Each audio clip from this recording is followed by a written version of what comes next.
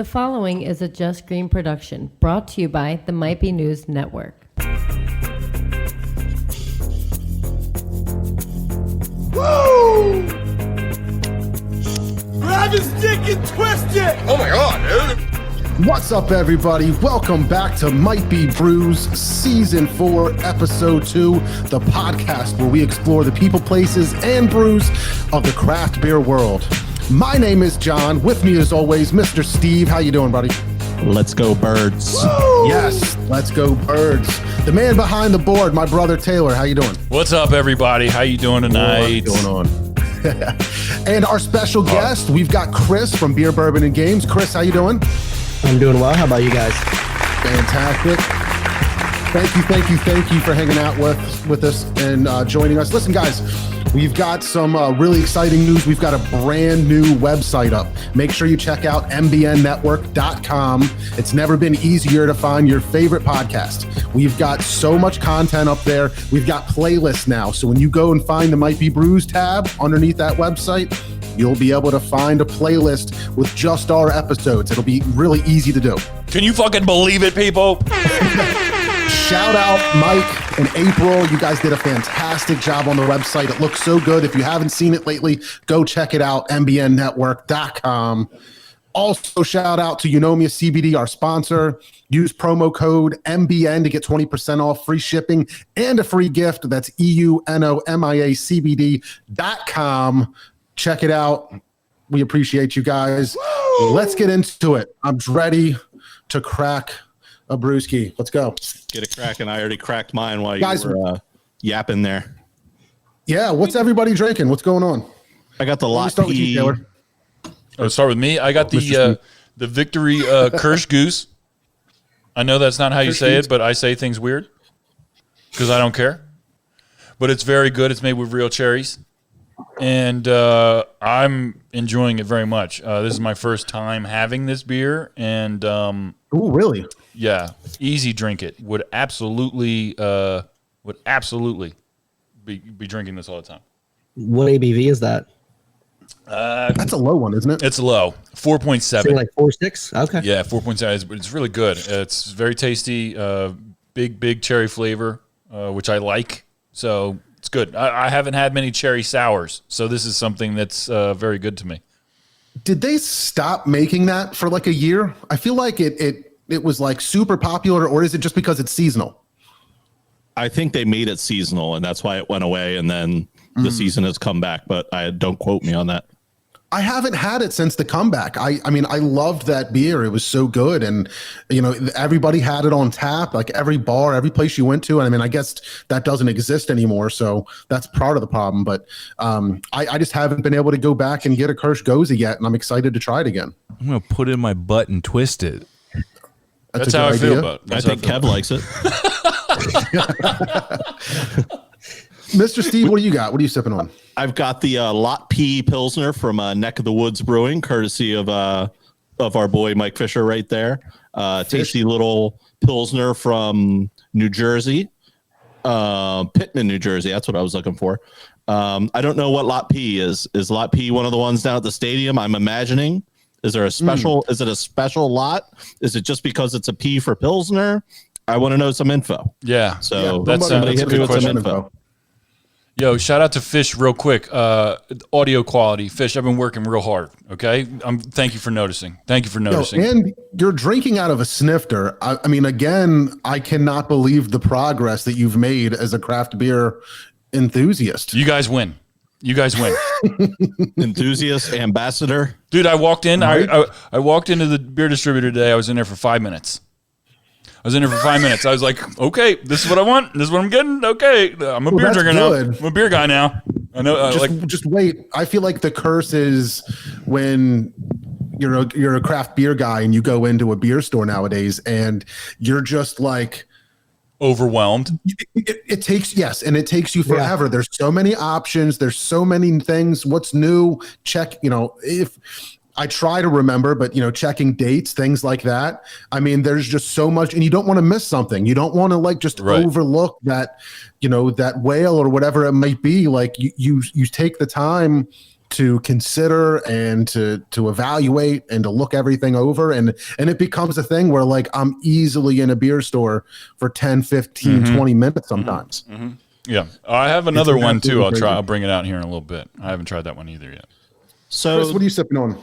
Oh, I'm sorry. I am sipping go ahead. on the double Mosaic.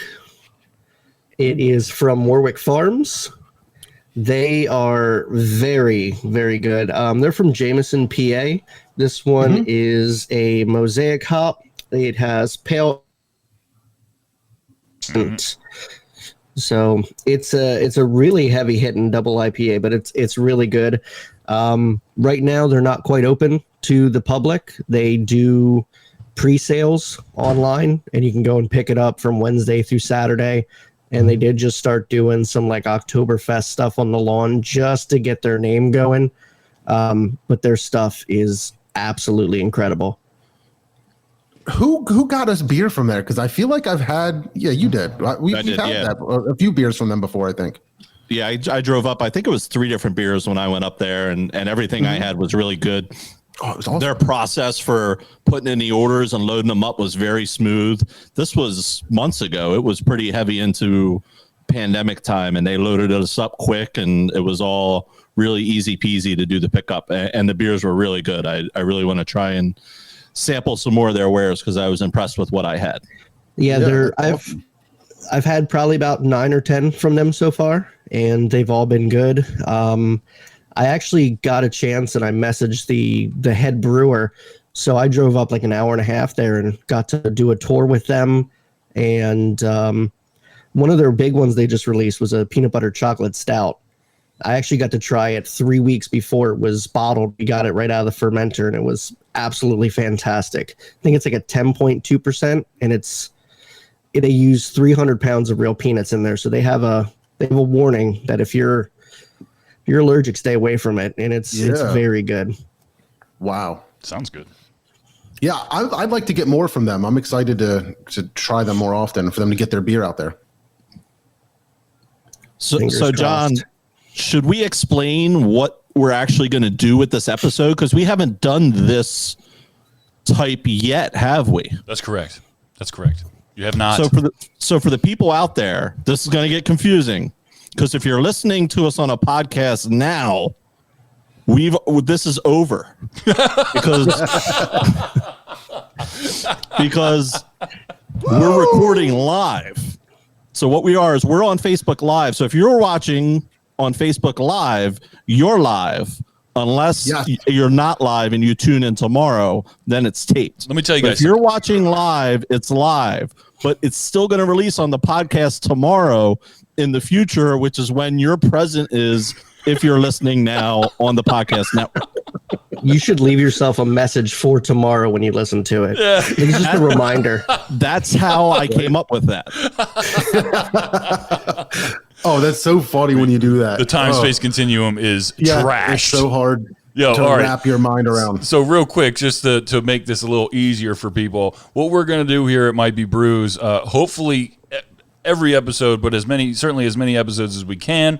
What we're planning on doing, because the people that love the show love the live experience as much as they do, we're going to do this live Thursday nights before the show comes out on podcast. Podcast will come out on Friday, the following morning, but that way we can keep the live video up. We can just let this roll, and I'm going to play the music in about 45 minutes, and then you guys can keep doing whatever the hell you want to do. But that way we can do the live experience and a podcast at the same time, and everybody's happy, myself most importantly of all. So everybody, that's the plan. That's what we're going to do, and hopefully people can dig that, because I noticed that you guys were very, very successful with the live experience. People really, really like this stuff. They like having beers with you guys and just relaxing. And you guys do it better than anybody at the network. Newsflash. I don't give a fuck. Well, thank you. Yeah, absolutely. Thank you for saying that. Thank I'm you, guys. Do my little turn here for what I'm drinking. Have you guys seen this yet? Because I haven't seen it at home, I don't think. But I keep seeing it. I haven't gotten it. Delaware. It's So this is a collaboration. Is it Rodenbach, I believe? That's how I would I think say. that's what it's called. Yeah, Rodenbach and Dogfish Head, obviously. Rodenbach makes I don't know if you call it a Flanders, some kind of red ale. I don't know why I thought she was behind me for a second, even though she's on the screen behind you. But I've got this this Dogfish Head collaboration. It's called Vibrant. I don't even know how to say that. If it's Pokian. It's a weird word. Yeah, I know. I think it's French or something. I think Rodenbach's like German or French or somewhere that's not American. I'm not really sure. But anyway, it's a sour, and what this reminds me of is that Rodenbach beer that's a very dark red, like Flanders style ale. It's a little sour, but also has like the almost like red wine flavors to it, to me. And this feels like a blend of that with Dogfish Head Sea Quench. So you get that lime, you get that sour, you get the refreshing part of it, but then it's like a little darker and a little more, I don't know if it's like sweet's the right word, but like just, it reminds me of like an Oktoberfest style for a sour. Like it's just, instead of being that summer beer, it's got those darker notes that make it just, a little more warming or something. I don't know. Is it a heavier malt body? Is that what you're... It could be, but like probably, yeah. That's what I'm gonna guess. Is that a collab pre Sam Adams or post? I don't know for sure because I haven't seen it until afterward.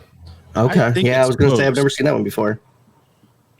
A cross-Atlantic collaboration that melds the old world charm of 2-year Fooder Sour, or Fooder, however you say it, with the funky irreverence of an elderberry, elderflower, and something else kettle sour.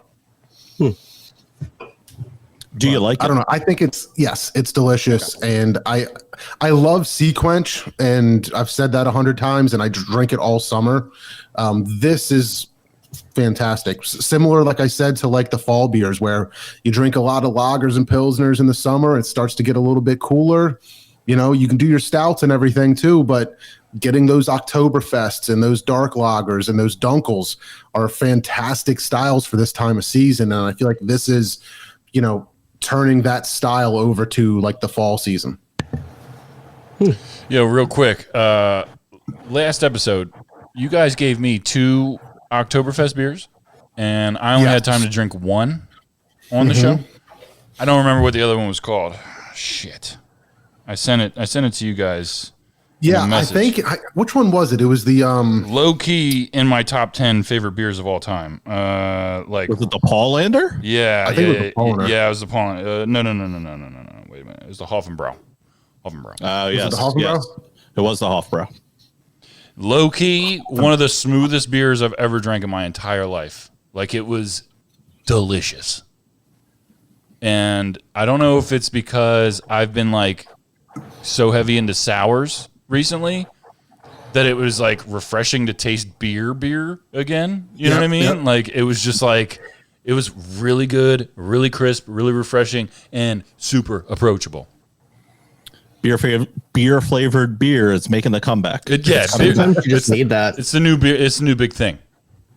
Beer. I'd be curious to see what you thought, Mr. Steve. But like when we had Maggie from East Branch, the last episode we did a few Oktoberfest beers, and a lot of the Oktoberfests were, or when I had them together, I thought that the newer American style from our local guys, Brothers Kirshner and East Branch, were fantastic. And I thought they tasted better than those traditional ones. But then you end up getting, when I had them on their own, the Hofbrau, the Paulaner, I thought they were fantastic. And if you have 2 or 3 of them, it just seems like it's so easy to drink. They're definitely an easy drinking style. It's a style that's almost warming, and I don't mean that from an alcohol sense. I mean that from like a comfort sense. Like they're just a very warming, comfortable beer, and they can go down really easy if you're in the mood for them. That's for sure. Yeah, that's for sure. Yeah, I don't know. I like those a lot. We got We got a new fan here. Frank, thanks for checking in. What's up, Frank? Appreciate you giving us some comments there. Yeah, that's my boy Frank. Yo, what up, Brett? What up, Frank? Check out the big brain on Brett. I'm actually in a hotel, Brett, if you missed it. I'm not probably where you think I am. And Hofbrau Polliner Ufest on tap at Lancaster. What is that? Liederkranz? Liederkranz. Nice. Thanks, Jim. I didn't know Lancaster had a lead in Kranz. What up, Jim? I only knew the Reading one. I don't know. You guys just said it, and I still don't know how to say it. Just say it fast, and then nobody else questions it. But yeah, that's interesting. So, Chris, let's talk to you a little bit. I want to get to know. I want to tell everybody about what you do, your page, Beer, Bourbon, and Games. Why don't you tell us like the little bit of history about it, what it is, how you got into it, and what you're doing over there at that page. Okay. Well, the history of it was the page originally was not a craft beer page at all. It was actually a YouTube channel for gaming. I've been a gamer since I can remember 4, probably, playing Mario. So I decided to make a Let's Play channel. Quickly found out that that is a very crowded niche on YouTube. And it's very hard to set yourself apart. So try to decide some of the other things that I really like. And I settled on beer and bourbon to include in that because I am a huge fan of both of those. And so I transitioned from the original name of Fitz PSG over to Beer, Bourbon, and Games. And the goal of the channel really is to educate people on good local offerings.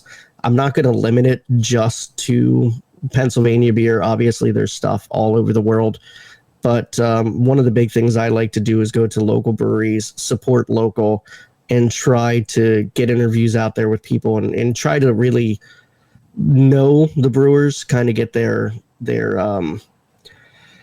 I really want to learn what makes them tick. Every brewer's a little different. Everyone has a different view on things. Like I recently interviewed Black Forest in the Ephrata area, and they are a purity law brewery. So interviewing someone that is going to stick to the traditional 4-ingredient beer, you're going to get a completely different interview than someone like, I don't know, New Trail or Imprint that really like adjuncts. So everyone has a little bit different philosophy, and I like to really learn what makes those people tick. So that's one of the big things, awareness. And I started a series that is getting a lot of traction for like a 101 series for bourbon. It's a huge passion of mine. I went to Kentucky, fell in love, really want to move there someday. And that video on my channel has blown up. It's like 6,000 views compared to some of the other ones. So it's really doing quite well. So that's the type of stuff I want to continue doing, that educational stuff. Tasting notes, a little bit more higher brow of content, not just this beer's good. I want to actually have like, this is the tasting notes. This is how you properly taste. This is how you're going to get the best experience overall. And that's kind of what I want to bring to that. So, approachable and not pompous at all. That's kind of my goal. Very cool. So like really approachable for like novice whiskey or bourbon and beer fans. Yeah, I'm gonna break it down as low key as I can. Try to give you ideas of what you're going to experience. Obviously, everyone's palate is 100% different.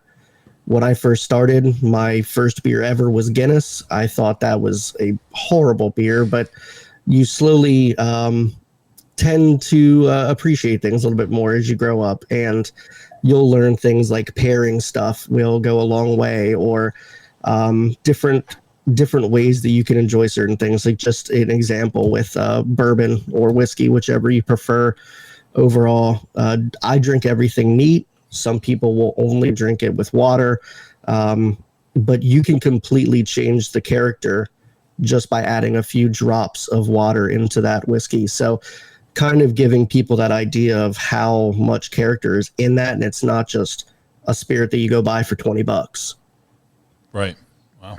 Yeah, that's crazy. I can't say I'm really getting into it or anything, but I've really enjoyed finding like really good scotches or like a really good whiskey or a bourbon, you know. But I'm still like I don't know anything about it really, about why I like them or what it might be. So that's what's exciting is like I would love to get more into your channel and watch it and learn some stuff and maybe we can do something together. We can do like a tasting. You can kind of walk me through like what I'm tasting, what the differences are, because like I don't know, like I remember like trying a bunch of scotches. And one really stood out, and I was like, "This is so good. What is it?" And it was a single malt and not a blend. And I don't know if that had anything to do with it, but it just seemed to be maybe a bit more smooth or more. There was some kind of character to it that I just really liked a lot more. So I don't know. There's just so much I think to learn there that I don't know. I got to get in on it. Interesting realm to get into, and typically Scotch is something that you navigate towards once you can appreciate whiskey a little bit more, because it is a little bit more sophisticated overall. But one of the first things you need to really realize is there are three distinct regions of Scotch. You've got the lowlands, the highlands, and then Islay. Those are the three main places that you'll get stuff from. Islay being the smallest. It's a 25-mile island in between the two. There are only 9 distilleries within that 25-mile area, but they are known to have extremely smoky and peaty Scotch. They have actually what they call peat farms. They take the peat, they will harvest it, they'll put it into a room, they'll light it on fire, they'll let it get smoky, and then they'll add that to the actual blend. They'll have the barrels sitting around there. And also the temperature is completely different. They'll sit the barrels right near the actual seaside. So you get the differing temperatures, you get the sea spray. So there's a lot of stuff that you can't replicate elsewhere in the world. So it's fascinating. Highlands are known to be a lot more floral overall. You're going to get a lot more approachable stuff, almost like a white wine.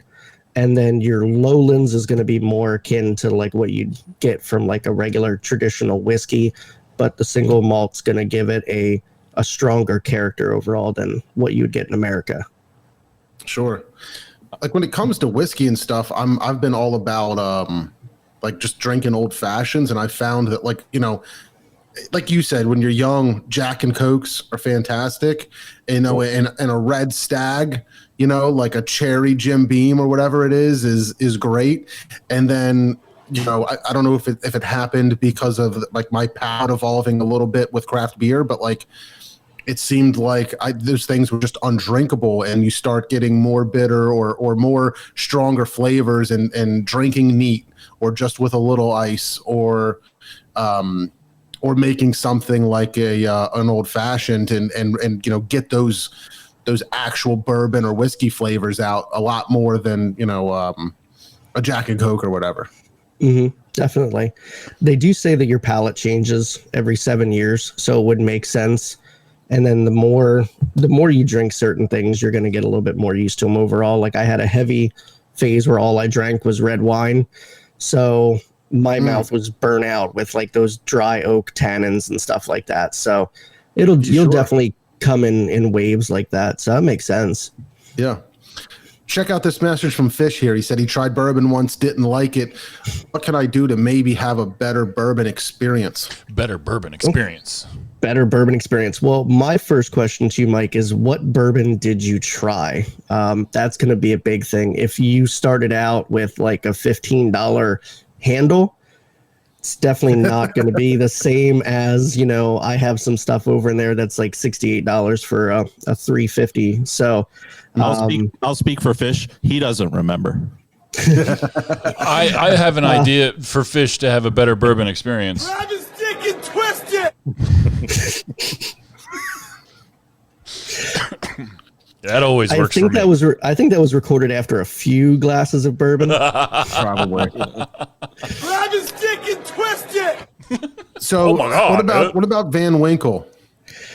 Van Winkle, that's actually really good stuff. That is People talk about it all the time. I always of it. see people posting about the raffles and trying to get it. It's not something that I've had or felt like it was worth the trouble to try to get a bottle. Correct me, or I mean, you tell me. I mean, I know that there's different ages and different price range, because I think like you can get a raffle for a bottle that's maybe only $250-$300, but then I think there's some that are over $1,000. You know, what exactly is going on there with the Van Winkles?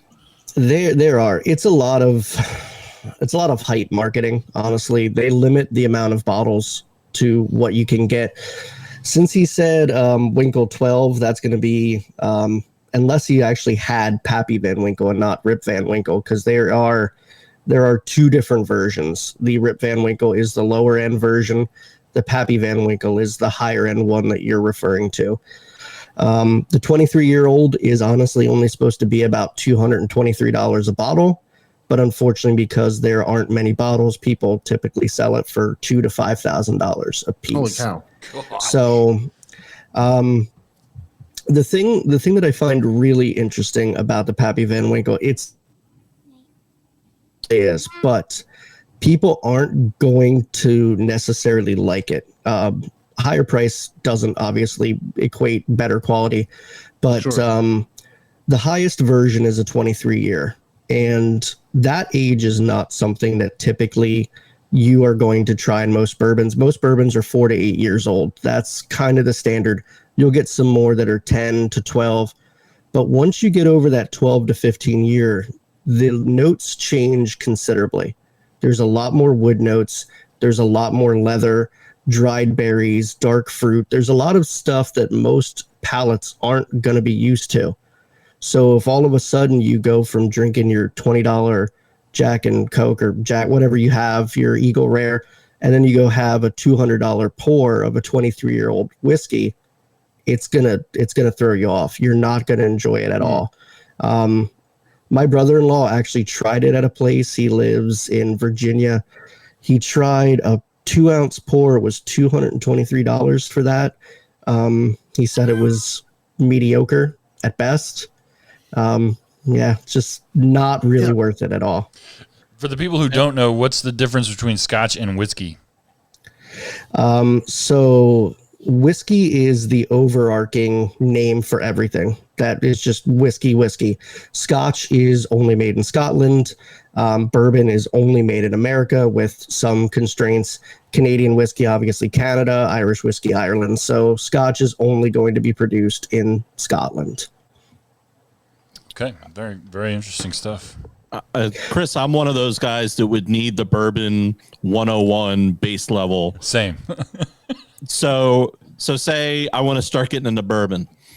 What's a good, I don't want cheap, obviously, because you were talking about, you don't want to go bottom of the barrel, but I obviously don't want to spend $400-$500 on my first bottle. What's a good entry level starter bourbon, for lack of a better term?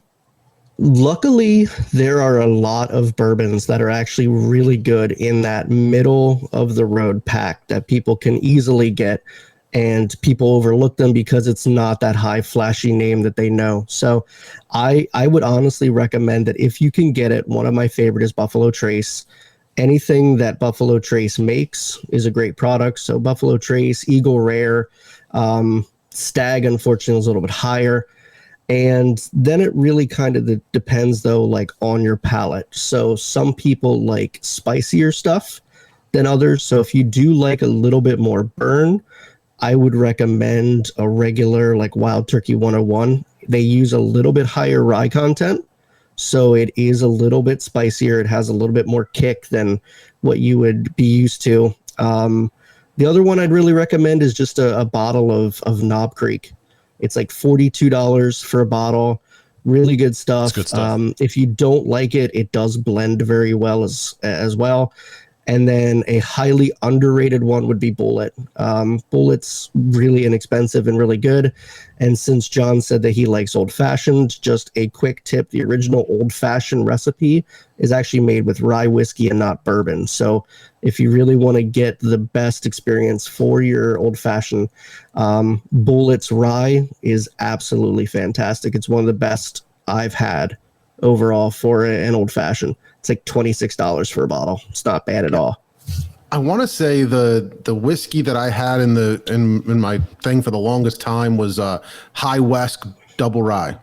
Okay, it's actually pretty good. Absolutely loved it. Like I could drink it straight, drink it neat, or throw, try to make some version of an old fashioned, a little bit of bitters. And I have like a little syrup that I think is like too sweet. So I usually just do like the smallest dab of it just to add in some of those like little licorice and molasses flavor kind of tones that kind of just blend and smooth everything out a little bit.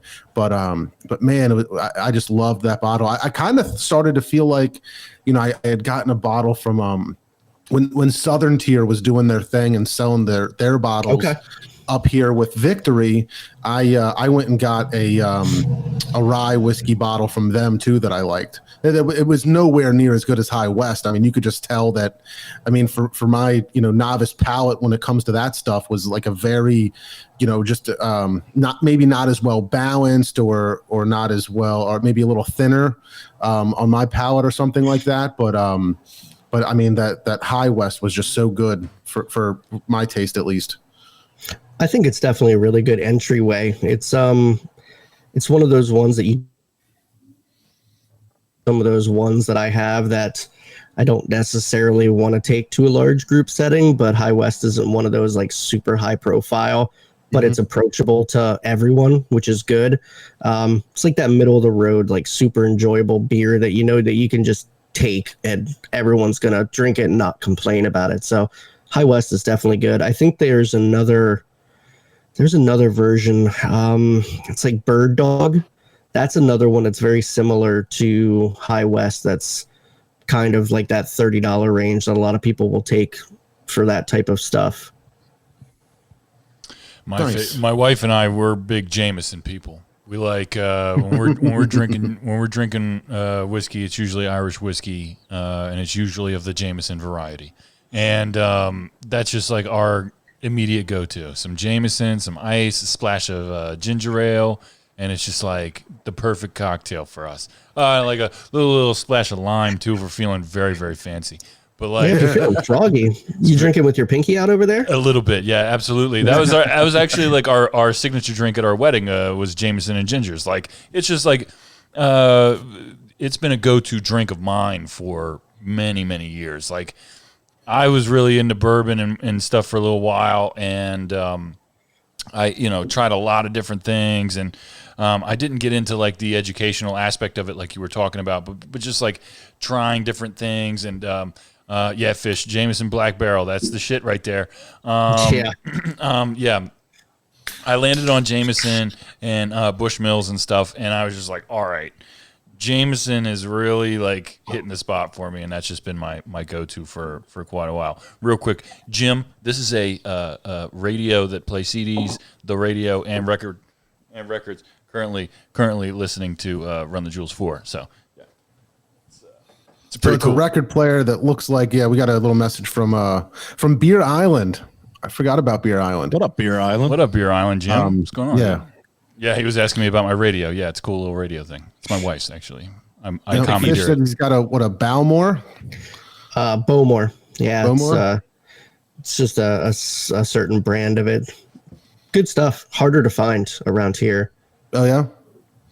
Yeah, it's the thing. That's the thing that sucks a little bit. PA being a lockdown state where they tell you exactly what you're going to get and what your price is kind of a give or take. Like, I know that I can't get every single thing that we want, but I know the price is going to be fair. Like Eagle Rare here is $38 and I can find it.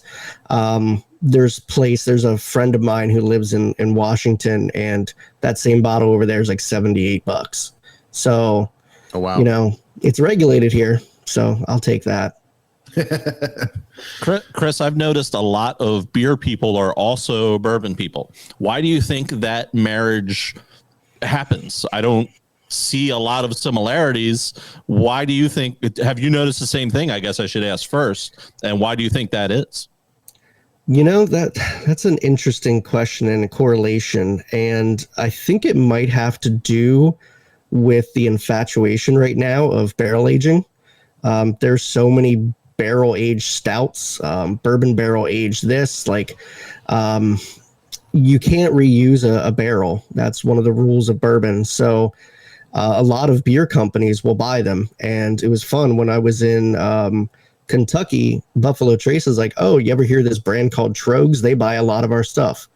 So they age all their stuff in there. I know Victory does it. It's so huge. So maybe getting that booziness and that little bit of wood tannin, maybe it kind of is a gateway drug almost. It kind of leads them into it. That's really the only correlation. Either that, or maybe they just want to make that next step and see what that's all about, or they want to feel manly. I'm not sure. They're just trying to get smashed. Yeah, honestly, yeah. Like, that's one of the big things. Degenerates. This triple IPA is not doing it for me. I gotta go to the Bush Mills or something. You know what I mean? Like, hey, which one's your favorite? The one that gets me drunk the fastest. Like, yeah, that's always the best answer, right? Bourbon Friday nights and then beer the rest of the weekend. Yeah, it's a good. It's Miller good Lite will go-to. get you there. Yeah, It's kind of crazy that, like, I feel like with me personally, my palate has just maybe evolved a bit. And, you know, with times where I've, you know, tried dieting and losing weight and things like that, I started experimenting with red wine and just couldn't believe how good red wine could be. And just, you know, when you're so used to these like incredible, you know, well-balanced and full-bodied IPAs and, you know, sours and stouts and all of these things that are so delicious. And then you start tasting different things, like all these different wines, and appreciating when somebody can get such a good balance and smoothness, or, you know, these great flavors and taste notes that, you know, you didn't have in the last glass of wine that you had. It's a lot of fun to, you know, I don't really know much about the styles or brands that I liked, but, you know, it was just that much more interesting because you've come to appreciate those, the craft of it, I guess. And the same things happened kind of with bourbons and whiskeys a little bit, where instead of having, you know, a Jack or a Jim Beam or something like that, you know, I've got the Double West that I found that I really like, or the Double Rye from High West, and you know, I want to say I've got like a Glenfiddich. I don't know how you say it, but I found one that was it was aged in IPA barrels, and I found it really interesting that I don't know what an IPA barrel is, but you know, that was going to be my question. Yeah, it says it was, and I thought it was interesting to, you know, sip a you know, whatever blended Scotch that my dad had, and then sip on this one and be like, you know, even though it doesn't really taste like beer, yeah, there's like a little spicy hop note maybe going on in there, and a little bit of malt maybe, that it kind of reminds you of beer, and you get those notes in there, even though it's not a lot. It's just enough that it's familiar and also just balances it, or you know, or just kind of the whole ride of everything seems to come together with those flavors.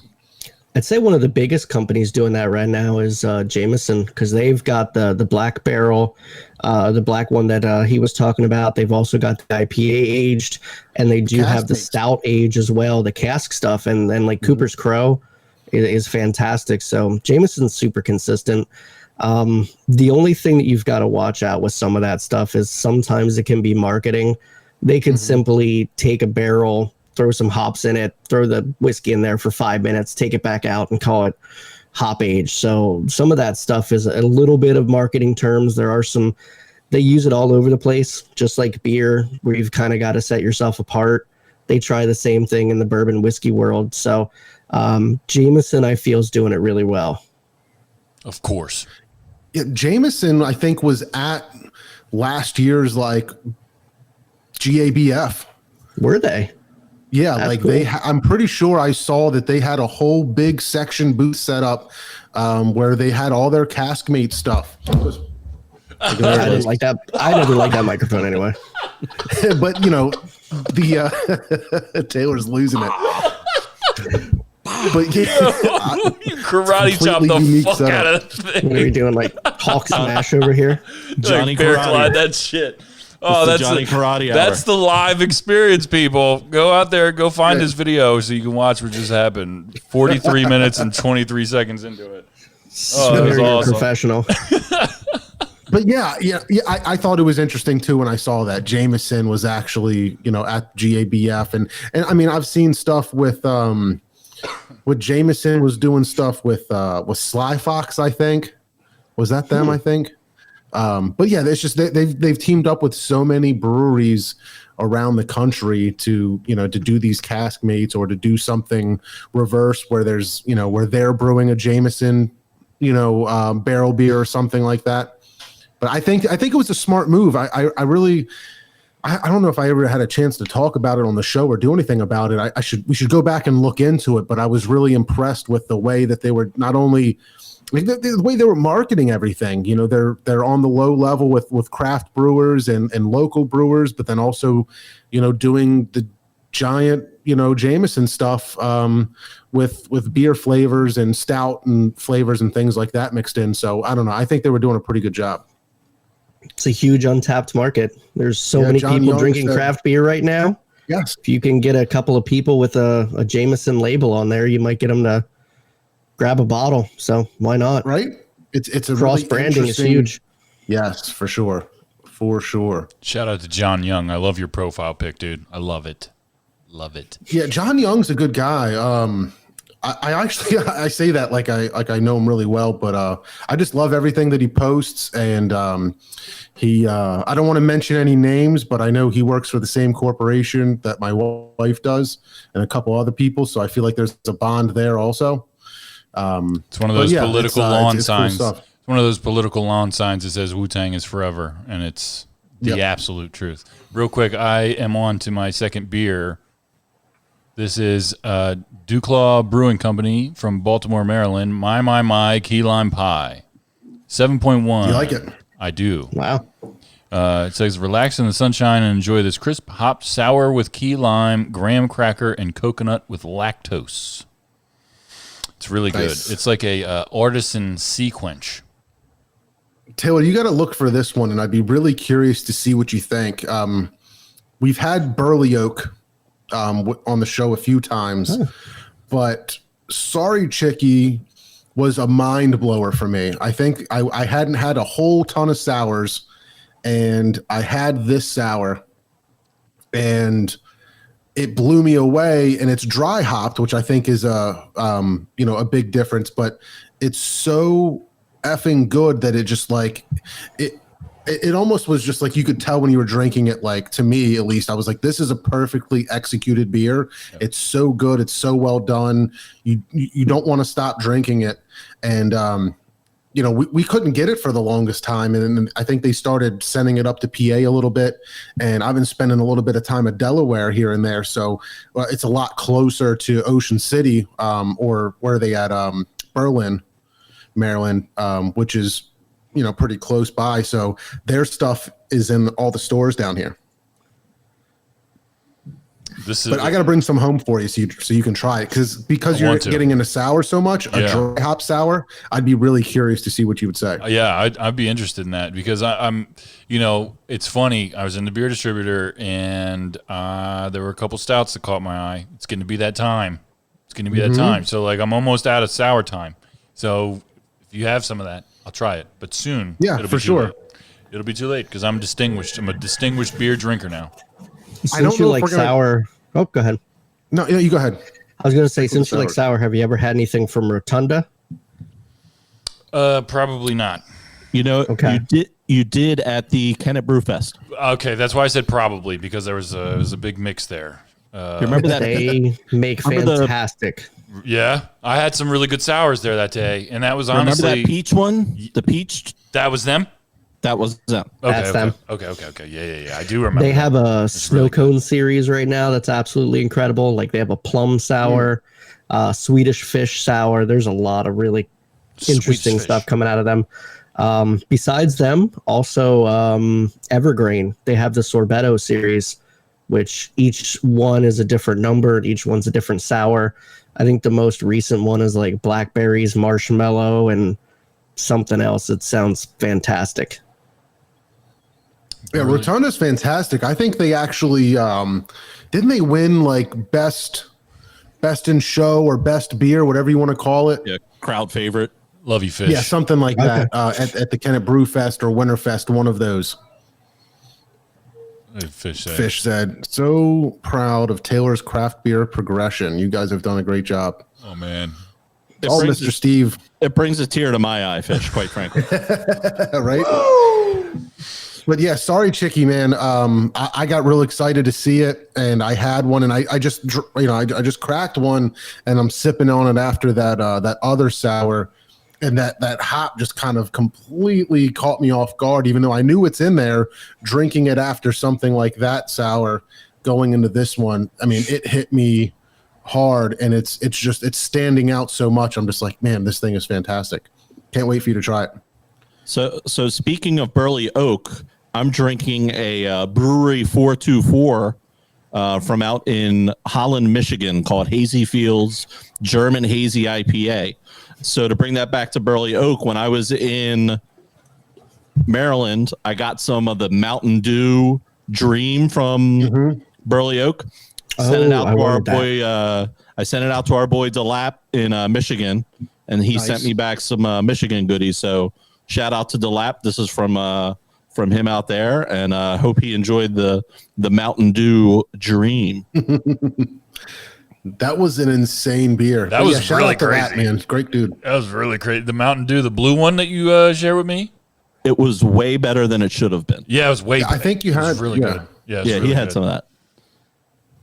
I think we all. You're all in the Steve Regner craft beer education, says Fish. I'm having this issue where like I've gotten into this zone of doing the live streams and it being so much more relaxed and just popping things up and expecting people to see it. I got to get it back into my mind that we're doing a legit podcast again. People are going to be finding us on your favorite. Yeah, you got to read it out now. You got to read the comments. Mm-hmm. Yeah, you got to read. But the yeah, comments. if I got to explain it so that if somebody's listening without seeing anything, they know what's going on. I got to get better at that. Correct. You were talking about getting into the dark beers. I want you to look out for this one and let me know what you think. Oh, Underground Mountain. I think this same beer used to be Sumatra Mountain, maybe. I don't know if it's the same exact recipe or something changed. I think they changed the coffee. Yeah, Okay. they changed the coffee. I think it's the last year they're making that, according to them. They're No retiring way. that beer. Yeah. 'Cause I reviewed that beer on my channel, and the whole history of like them putting it underground is really cool, but they said they're going to retire it at least for now. I don't know Sad. about that. How about everybody just go check out your page so they can learn about. I had no idea this had anything to do with underground. Yeah, they actually age it Anything really underground. Yeah, they actually do. There's some really cool pictures of the underground cave where they keep the barrels in. They age it underneath. Yeah, check out the video. Yeah, I remember I love CBS and KBS especially, and I came across this, and it's a barrel aged beer, but like I'm like a imperial brown ale, like it's not going to be anywhere as good as like a stout. This is like one of my favorite dark beers of all time. Like these series of the Sumatra Mountain or whatever. Like I think this might be the second time I've had the Underground Mountain, but it's just fantastic. I'm not going to crack this one right now because it's 12%. We'll see. 11.9, but He's already hitting the microphone. Don't get him started. We'll see. I know, Yeah, for right? real. He'll be fighting that microphone See when all he's done night. to it. Yeah. Motherfucker. You don't know me. We got to catch you up. Look, Mr. Steve, I'm not going to crack another beer until you're ready for the finisher. Oh God. Bottle. Okay. Oh. So maybe we'll wait. We're starting to get close to that 8:00 mark where Taylor might dip out anyway. But we'll do it without him. I know what you have. That's a good idea. You might as well, because I don't have it. But let me tell you guys, I've been spending a little bit of time in Delaware, and I've hit some local spots that I wanted to tell you guys about. I hit up a brewery called Crooked Hammock, which was pretty interesting. They make, I think I'd gotten a 6-pack or a 4-pack of this, like, I forget the name of the beer, but it was like some kind of summer, like session, pale ale, beach beer kind of thing. But it was hoppy. It was really good. Overall, it was just okay. I really like Thompson Island. If you heard of that, they had a lot of New England and hazy stuff on. Nothing was completely like blow your socks off, I don't think, but it was pretty good. The day that we were there, they had a pairing where you could order their stout that they had just released, and it was made with donuts, some kind of like adjunct pastry stout that was pretty decent. It was like really boozy though. I think it was like 15% or something like that. But they served it to you with a donut if you had it in the brewery. Oh wow! So they actually brought out like a warm donut. This pastry stout. It was really cool. But their food's fantastic. It's a really cool spot. You can get 4-packs and stuff to go. I don't know if they're really in distribution or not. It's more one of those like restaurant, brewery type things, but it's pretty decent. And then I also tried a place called Brickworks, which is another one that's like more of a restaurant than a brewery almost. Like you wouldn't know that it is a brewery. I think it's more set up like a restaurant that does a little in-house brewing or something. The beers were just okay. I tried a few. I got a flight there, but they did have a Mosaic IPA that was just, I thought, fantastic. After having like, five different tasters off of their tap list, like that one stood out as like the shining beacon of like, okay, you guys can make a good beer, but this is the one in particular that was really good. But it's been interesting kind of like, when you travel and you get a chance to get into like a different market and try some local stuff, it's been pretty neat. I just keep thinking about the dinner you guys are about to have. I think when we hit 8:00 here, coming up soon, we are going to finish the podcast. The podcast will end, but we're going to keep going for anybody that wants to hang out with us. Maybe get another beer or two in before the Eagles start. We're going to hang out on Facebook Live, ask us some questions, keep coming in with the comments. If you guys did take a chance to watch this, make sure you follow, click the little bell for notifications. For Might Be Brews, look up MBN Network. Also look up Chris's page, Beer, Bourbon, and Games. Make sure you follow them. You've got a YouTube page, an Instagram, and a Facebook and all that, right? Yeah, Instagram, Twitter, all that stuff. Twitter I don't really use much. I don't really see the point too often, but Instagram, Untapped, Facebook page, YouTube, all that good stuff. Yep. Should we do our new segment, John? Yes, let's do it. We've got a new segment. Can you do an intro for me?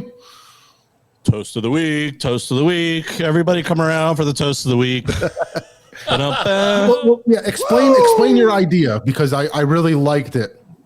So here's my idea. Every week, we're going to toast something. Somebody, an idea, a concept, a person, a team, a group, anything you want to toast. You want to negative toast somebody? Just have a toast. I love it. I fucking love it, idea. Steve. I love it, dude. I love it. You guys, if you're listening to this or watching this, you have to check out the other shows on the network. I get jealous sometimes because Might Be News has 83 sounders. They do have all the sounders, but they also have these two full pages pages really like. of sounders. By the way, 2 full pages on this thing of sounders for the fucking thing. It's ridiculous. Nice. I get confused all the time. It sucks.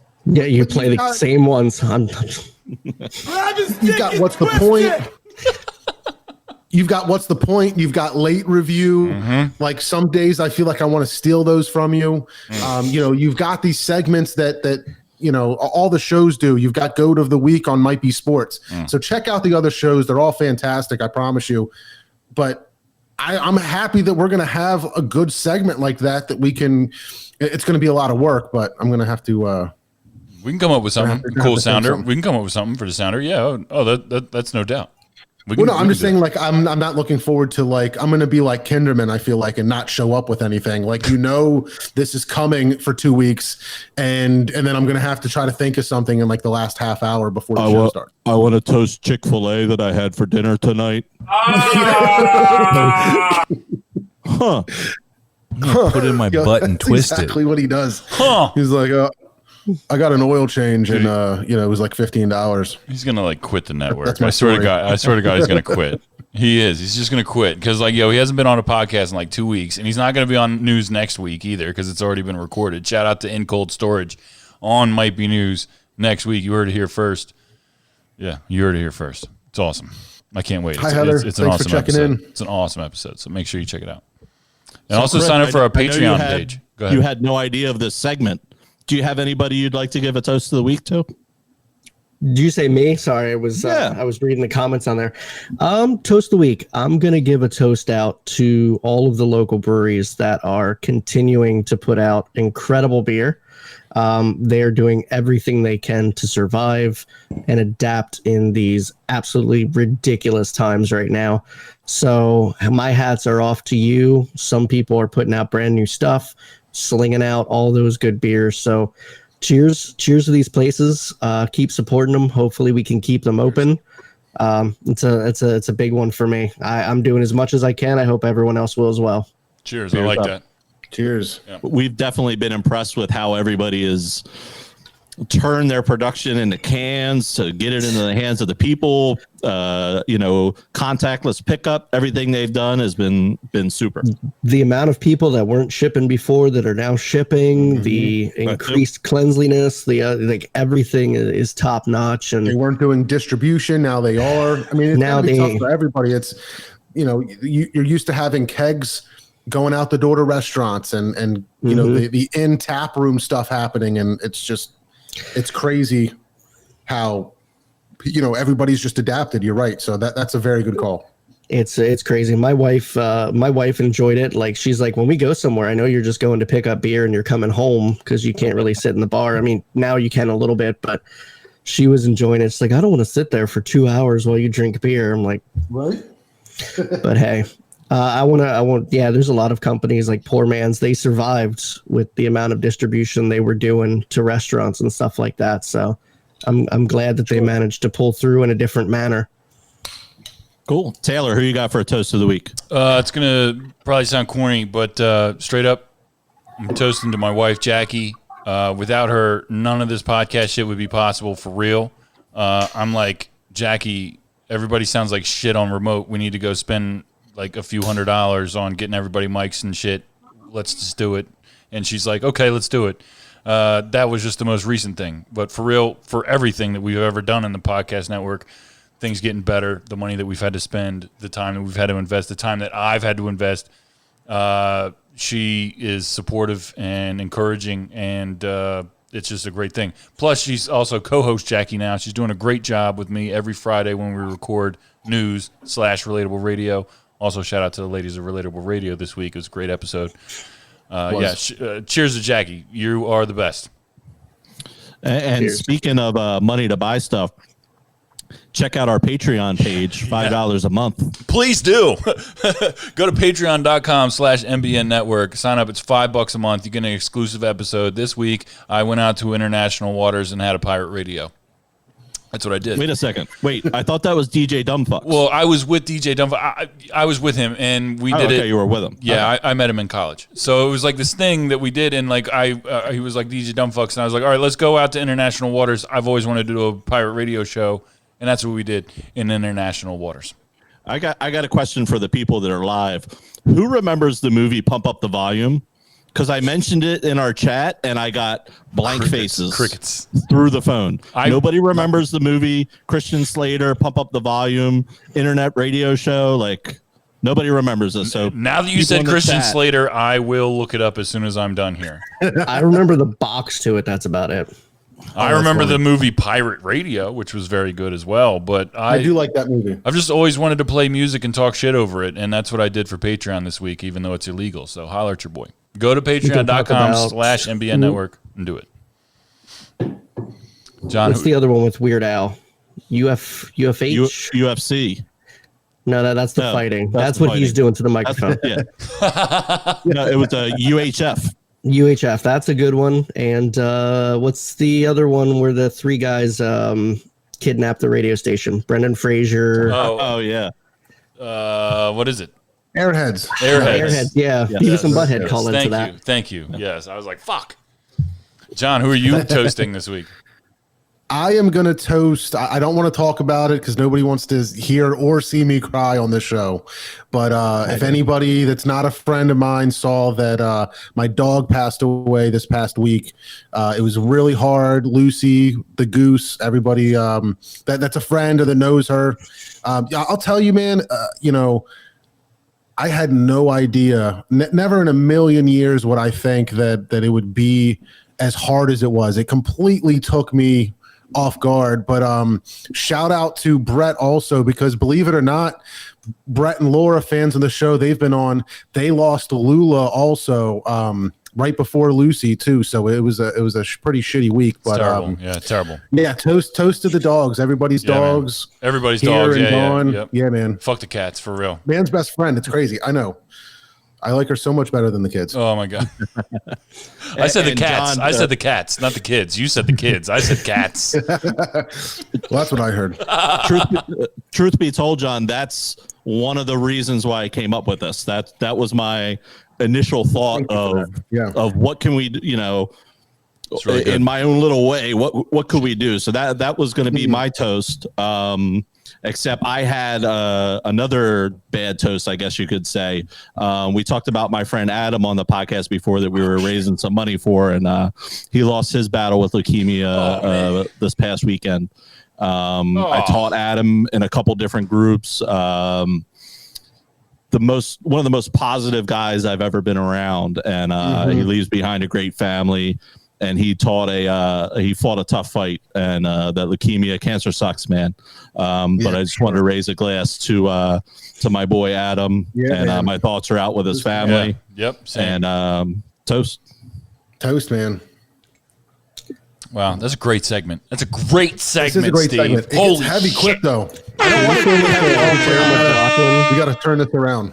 Yeah, we gotta have some positive toasts as well. But we're gonna have to pre-plan this, and like whoever's got the downers go first, and we end with whoever's like cheering their their promotion at work or something. I was just thinking that.